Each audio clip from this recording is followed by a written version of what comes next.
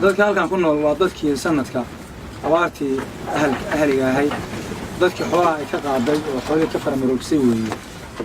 dadkaas qof wax qori kara waa naadir waa kuma badna waxbarashadu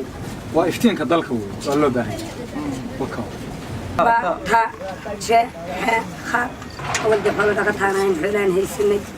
الجارب نسوف سجنة هذا نوع ويد ولي عبارة عن قاضي هذا نوع ويا الحمد لله دمان تبوش بنشوجا وكل على هاي هذا نوع نوت من دليرو وحبر الشباب في دين إنسان وأنا لي بلاوي هذا وحبر الشديد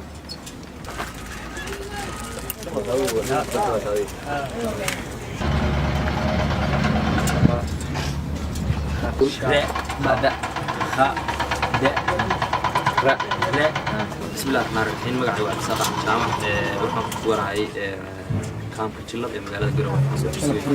كجلب تري وكسوي هين dadkii sanadkan abaarta la soo dhaafay xoolo ka qaatay anagu waxaan ahay dhalinyaro ku midaysan barnaamijka la yiraahdo ku ceel waxa bartay luqadooda